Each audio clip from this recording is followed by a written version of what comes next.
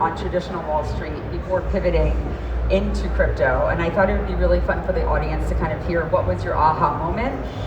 So Mike, let's start with you.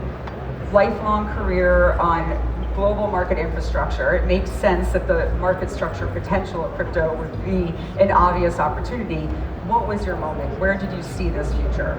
Yeah, it came over time. I think it's fair to say I saw fragmentation for my entire life. And when you start scaling a proposition in financial markets, you naturally hit boundaries on how you can bring a product, an idea to the next region, to the next market, and how to embrace the next group of clients. And my pivotal moment was when I really understood the impact of technology on where the planet is going in terms of computational power, connectivity, and realizing how much, and I may say that as a liquidity provider, how important liquidity is in driving sentiment into the right direction and driving adoption. So it came over a few years that I realized, okay, there's a big opportunity, equally / challenge, to get this right and to really gain a global perspective on how financial markets could look like in the future. Terrific. Fabio, I'm going to go to you next. You founded Abraxas 16 years in. You had a moment thinking, wait, we need to pivot to digital assets. How did this happen? Thank you for the question, because you know already the answer. For me, instead of over time, it was just one day. One day I was on a plane from Milan to London, and I had an EasyJet magazine in front of me. And apologies for what I'm saying, but there was a beautiful picture of a very nice girl. Actually, I was looking at the picture, and then I saw Ethereum Foundation. So I started to read the article, and on that basis, actually, I got involved in finance, in crypto. That was my moment. Then, as soon as I landed, that afternoon, I met a guy that was doing arbitrage on sterling euro between two exchanges, and I was flabbergasted by the spread. I used to be working with less than a basis point spread on the swap market, and the guy was talking about percentage points. And that was back in 2017, early 2017. And then, in the evening I was out for dinner with somebody else who was involved again in crypto. And in the night I couldn't sleep, so the morning after I started to study the crypto market. So that was my moment. Serendipity played a role, it sounds like. Yes, correct. Gautam, you covered fintech investing your whole career, so I would certainly think that experience lent itself to this, but could you define what was the moment that it all clicked for you? Yeah, sure. So I come from Web 2 tech investing background prior to getting into crypto. For me, it happened in two stages. Stage one was one of my very close friends wanted to start a company where you trying to match resume to people's profile on LinkedIn, but couldn't do it and failed because couldn't access the database of LinkedIn. It was restricted. So when he got into Ethereum, he introduced that concept to me, and I found it very powerful that you can have like open databases to access, and then people can build on each other's work. So that was fascinating. And I think stage two was generally, if you look at most of the Web 2 companies, a lot of value accrues based on network effects, so whether it's Facebook, Google, and others. And when I learned about the process of how you transfer ownership to users, and then on the back of it, you build a network. So the power of network effects, I could see it play out in this new tech stack. So that was another kind of aha moment for me. When I combined those two, it was very clear to me that we need to take technology from just putting lipstick fintech versus really reinventing the tech stack for financial services. And making it, I think ultimately, we're not there yet, more accessible for all users. Exactly. And not this esoteric asset class. So let's go backwards now. I'll start with you again, Gautam. I would love to know let's start with the positive. What are the frictions in today's market that we are unanimously agreeing that crypto does solve for? And then we're going to obviously go to the other side of that. Where is it not succeeded yet? But let's start with the positive. So I run Brevenhauer Digital, which is a crypto asset management platform. This is a 24/7 asset class. You need to be able to move assets from dollars into crypto, and out of that, literally weekends, weekdays, all the time. I think that is a new concept, if you will, for traditional finance. In fact, sometimes we run across this problem where we still have to interact with traditional finance institutions, and sometimes we have trouble on weekends to move from traditional rails to crypto rails, right? So I think that's kind of a big shift that's happened with crypto, where it's 24/7 and accessible to anyone at any point in time. Fabio? Yeah, no, I do agree. The big shift is really like this idea that he never stops. So he's trading all the time, and it's fascinating from a certain point of view. It's challenging as well. As he was saying, is this when you have a mismatch, especially if you're involved, like we are involved as well at Abraxa and Casica, between moving assets from traditional, so the banking system, into the crypto and out all the time, because our strategy is based on arbitrage, and sometimes it's quite challenging. It's quite challenging, so you have to be creative as well and to find ways of accommodating this big difference. But it's fascinating when you get involved. You cannot get enough. I have to say. And Mike? Yeah, so moving assets and moving liquidity is music to my market making ears. So our mission really is in making that a reality. And I think what's increasingly clear to us is that the asset pool will significantly increase over the next 5-10 years. So then we come back to what are the use cases in DeFi and digital assets that really attract and accelerate institutional adoption, and then down the road also retail adoption. And I feel one key element for us as a market maker and liquidity provider is getting this right technologically. And this hopefully creates not just resilience, but also trust and confidence. And this is then, in my mind, the key to the door, which you need to make wide open to really bring regulators in, big institutional players that trust the system and also understand the benefits of what we claim will be the future coexistence between TradFi and digital assets and DeFi. And we are not there yet, yeah, and we are also not there yet as we are basically embracing a bunch of use cases where question mark could be put on how does that work out from a synergy perspective, and how do we want to bring that to the next level. I feel this is also about transparency and alignment. And then next to that, I talked about the technological side. If you just embrace the idea that computational power will increase significantly over the next 5 to 10 years, then you're a bit back in a big data game, because with digitization, the planet will earn and get more data, and that feeds then back into risk allocation models. And if you believe in it, I think the road into driving better decisions should be there. And what I learned from the TradFi side is, if that is true, then you will have a significant impulse in terms of volume increases. So I'm dreaming a bit about getting this technological layer right, creating interoperability and connectivity, and then go from there. It's amazing to hear big data starting to come back again. I thought that was dead about 7 years ago, and here we are back to big data. We've recreated it in a different shape. We've also recreated how risk and return works in this space, and I think this is a really important thing for retail investors to understand, and anyone who's looking at this space. We can't use traditional risk return models, I don't think, and I'm going to let you guys tell us if that's the case, but I would like to know specifically, what should we be maintaining from traditional finance and how we look at risk and return, and then where should we be shifting to a new lens at what part of the market? So let's go backwards. Michael, go back to you. Yeah, so I'm a big supporter of getting risk right. And when I just see how we build our crypto and digital assets business at Flow Traders, we very much focused on building an end-to-end control layer. And what we realized is, this is not by taking what you build from an infrastructure perspective on the TradFi side and just tweaking it a bit. So you just need to go back to a 24/7 mindset. How do you operate markets around the world non-stop, and how do you treat risk internally? And this is not just about risk allocation, it's really about market risk and counterparty risk and credit risk. So if you put that all together, you just need a very high-functioning machine in order to get that right. But once it's there, right, you embrace really the benefits of digital assets adoption. And that's a bit the way where I hope the planet will go.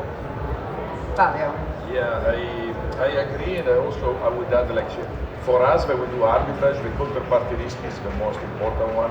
You have to think that whatever is very traditional finance, you can apply obviously on the crypto eco space, but because the crypto eco space is still an unregulated, bunch of operators and players around. I mean, the people here are probably all regulated actually, but the one on the other side are not. So, counterparty risk, credit risk is very, very important. At the same time, like in our business specifically, we really use stress test, because there are some idiosyncrasy actually, cities of a crypto ecosystem, like but it does not really operate exactly as traditional finance. Like the tweak he was talking about, for I'll just make an example, is like perpetual futures initial margin. I mean, initial margin in traditional finance, you don't lose them when you get stopped. In actually crypto market, you do. You lose the variation and the one. So if you're involved in basis trading, this kind of activity, it's very, very important to simulate stress testing scenario, having all the possibilities in front of you. And that is a bit challenging, but yeah, it can be done. I mean, if you done it properly, it's quite rewarding, I would say. Yeah, Tom, how do you have to say to that? We see risk management as not very dissimilar from traditional finance, in the sense that if you think of the various forms of risk, right? There's market risk, there's credit risk, there's counterparty risk, there's technology risk. All these risks exist in crypto as well. It's just the extent is quite different versus traditional finance. So in traditional finance, you don't think about counterparty risk as much, right? So you're trading with the likes of Goldman Sachs and Morgan Stanley. Here, you're literally pre-funding exchanges. You have to think about exchanges, the risk that associate with like putting assets on exchanges. So that's kind of one risk. The second risk, which is different, is really the technology risk, right? Smart contract risk. So if you're providing liquidity to liquidity pools, you have to think about those risks. So that's different. Having said that, there are a lot of principles that we still use from traditional finance, especially as it relates to market risk. So one of the things we focus a lot on structuring trades with a risk-reward framework that's attractive, and the concepts are very similar, right? So you will look for option structures, and to be honest, option markets is pretty deep now across Bitcoin and ETH especially, right? So use some of those concepts there. In addition to that, you also look at risk reward, even when you invest in early stage projects or so-called venture projects, but they tend to be liquid. So in a way, those are almost like options where you effectively invest at a lower valuation and expect multiples return, but you can potentially lose half of that. So some of those market risk principles are still applicable even in crypto. Do you feel like that we're creating, I mean, obviously I know we're all talking about how this solves everything, and it certainly hits on a lot of traditional pain points that we had on Wall Street for many, many years. But it does feel like at times we're creating a new ecosystem that's going to come with a whole new vulnerability, and it's not covered enough, particularly I'm thinking for the end user here and the retail investor. To be fair and honest, you're like, where is the new risk that if you were advising someone new to look at the space who's investing in it, what is the new risk that we are creating? And it might be solved in the near future, but what is it right now? Look, the biggest shift, if you will, is the fact that crypto and digital assets is all about no intermediary, right? That's kind of the end goal, or let's say the ideal answer. Here in traditional finance, you are always dependent on an intermediary, whether it's a prime broker or a bank. So you can pinpoint any kind of issue and pass on the risk to that counterparty. Here, it's all algorithm, it's all technology. So some of those risks you have to manage yourself, and you can't really outsource some of that risk. So the capabilities that you need to build in-house is different from that perspective. So the role of technology in risk management, I would say, is far higher in crypto versus traditional finance. Yeah, I agree entirely. On top of that, I mean, from a point of view of a retailer that actually get involved in it, sometimes it is for granted actually that on the other side there is somebody that is a good actor, and here unfortunately it is sometimes it's not actually. So the kind of knowledge you need to have properly, the checks that you need to make. I'm just thinking about DeFi specifically, like a smart contract risk, if it's been audited, not audited. These are concepts that normal people don't really know what we are talking about. So they actually log in, they think it's safe, and they trade without really thinking too much. Thinking that on the other side you have, I don't know, the same as the normal traditional finance, but it's not. It's not, because everybody can actually create a protocol, put it on a blockchain, just create a smart contract, and and maybe you have a backdoor who takes all the money out. So there is massive risk there, and we are still, eventually it's going to get better, because good actors obviously we're going to be pushed out, and the good one we're going to stay. We're going to get bigger, we're going to attract liquidity. People like Mike will help them actually to get more liquidity, and eventually, people will just trade on this, and they will just leave the other one apart. And I think everyone thinks, oh, crypto is going to come in and it's trustless and permissionless and it's fixing everything for me and I don't need to learn anything. I can just start doing it. At the end of the day, you're still an investor. It's up to you to do your own research. There's always risk when you're making an investment into any asset class, let alone a brand new one. I want to read you guys a quote that I read last week. It's a CIO of a very large US pension fund. I was surprised by this.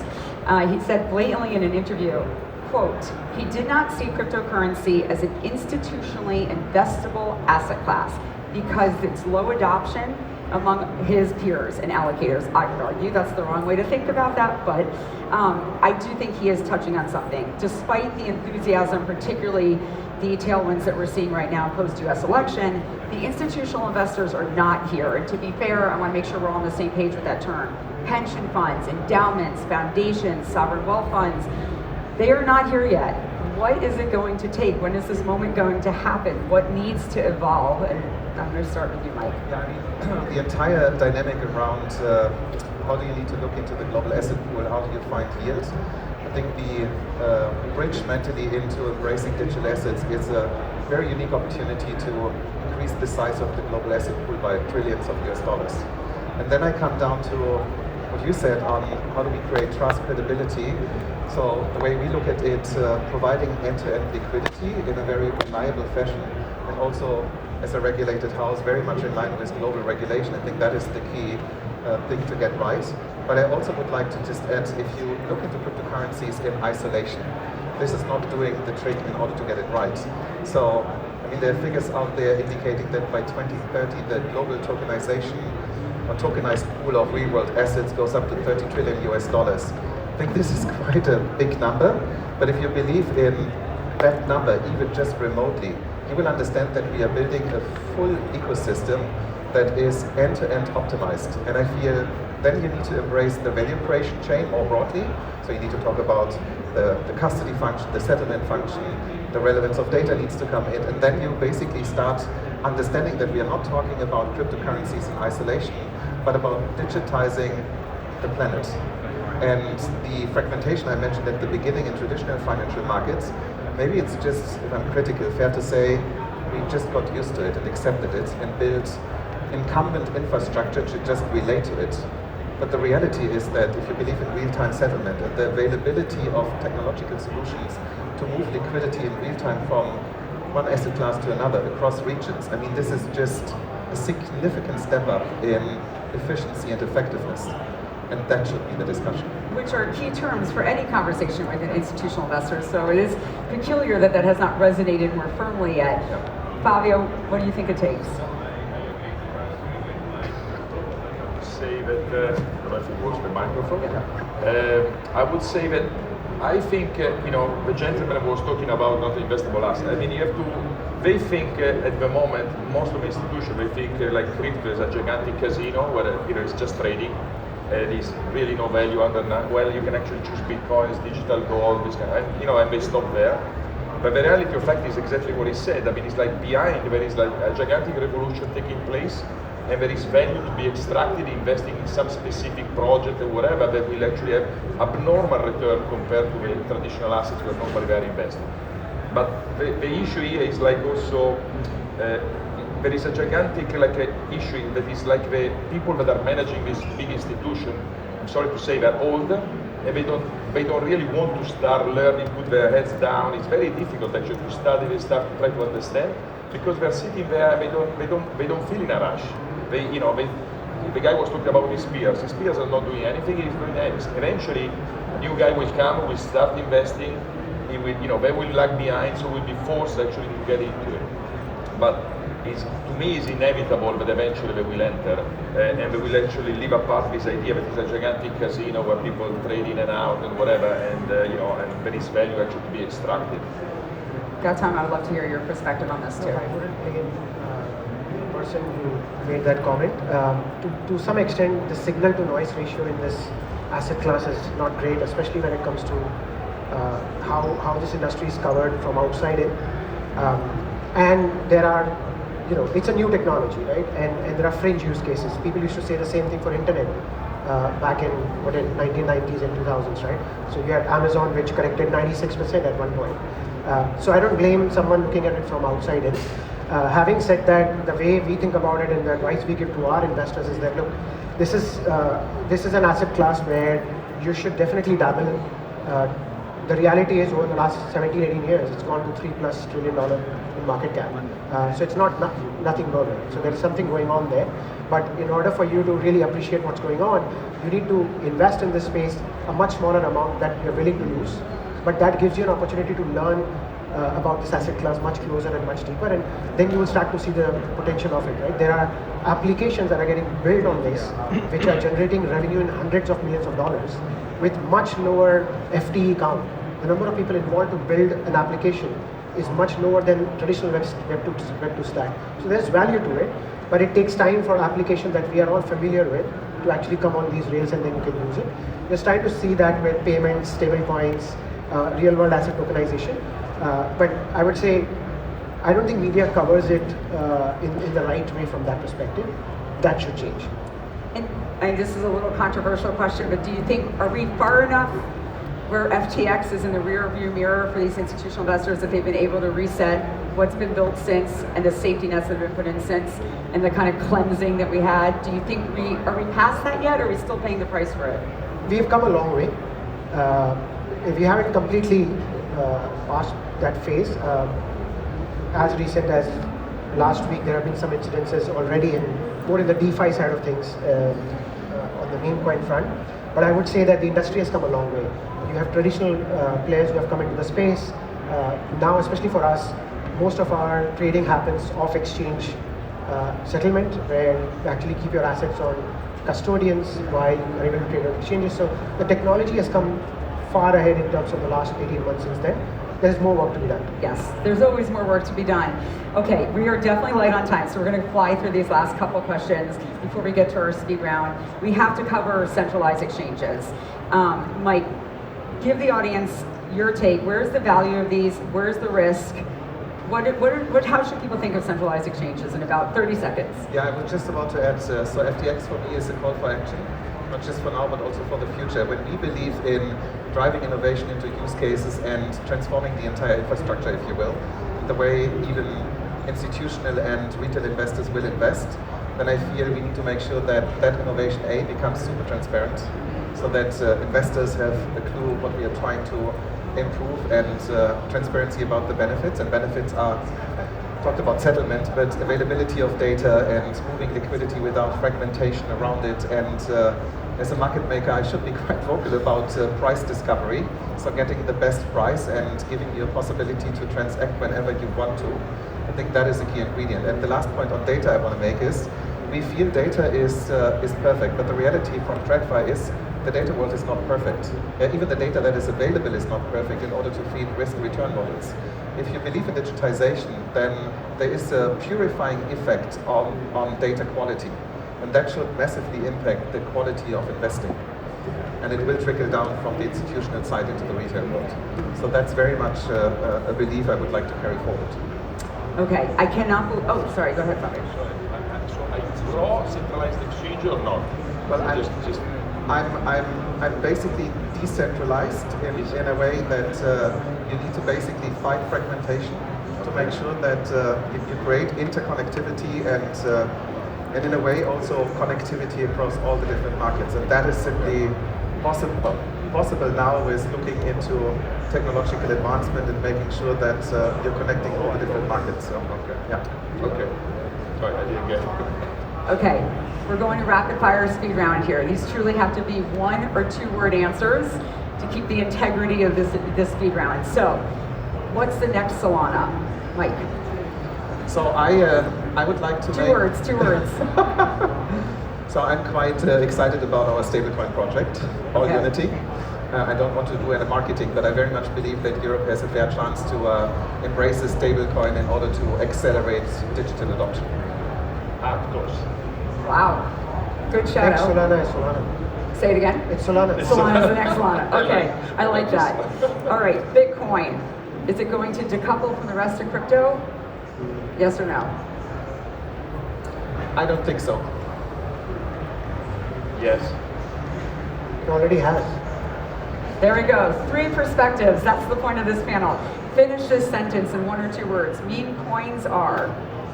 a threat to long-term innovation and adoption.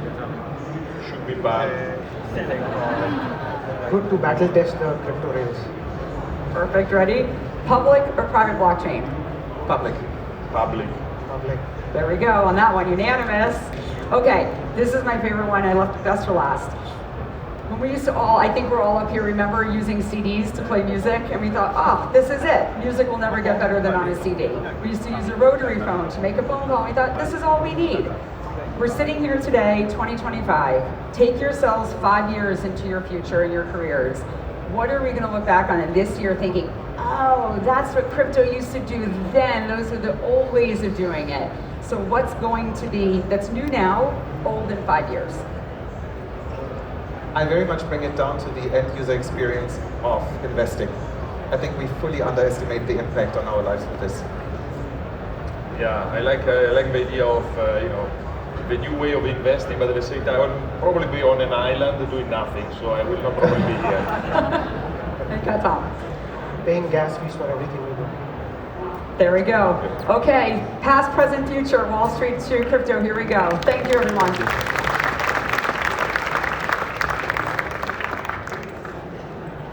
Thank you, guys.